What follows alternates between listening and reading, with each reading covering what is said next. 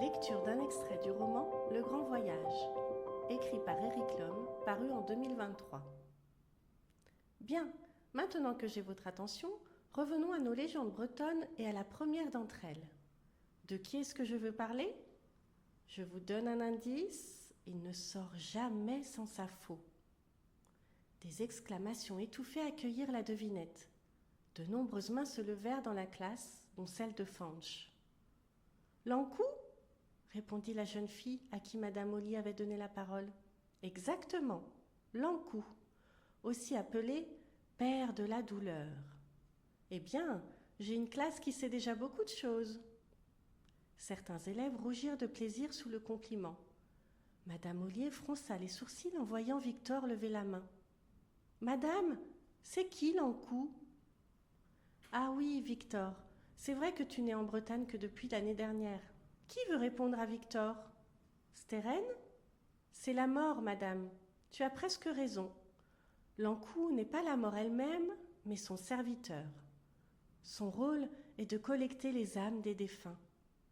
Anatole Lebras, l'écrivain breton qui a donné son nom à notre collège et qui a travaillé sur de nombreuses légendes, l'appelle l'ouvrier de la mort. Imagine, Victor, un vieil homme très grand et très mince, recouvert d'un linceul noir, tenant dans sa main une faux, avec laquelle il moissonne les vies, juché sur une charrette grinçante, tirée par un cheval couleur de nuit, dans laquelle il entasse les morts. Victor écoutait Madame Ollier, bouche bée, parcourue de frissons. Elle avait de réels talents de conteuse, et d'ailleurs toute la classe était sous le charme. « Où est-ce qu'il va avec les morts ?» demanda encore Victor. « Où est-ce qu'il va ?» répondit théâtralement la professeure de français.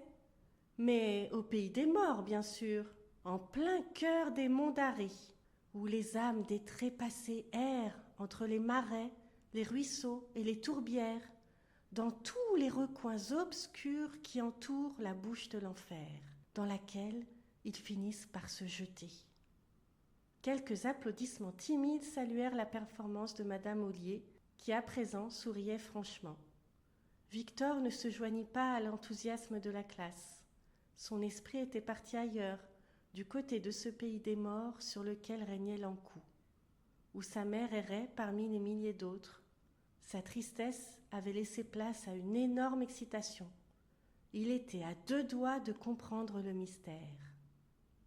On vous attend nombreux au festival Les Oniriques du 22 au 23 mars 2025. Explorez l'imaginaire et soyez curieux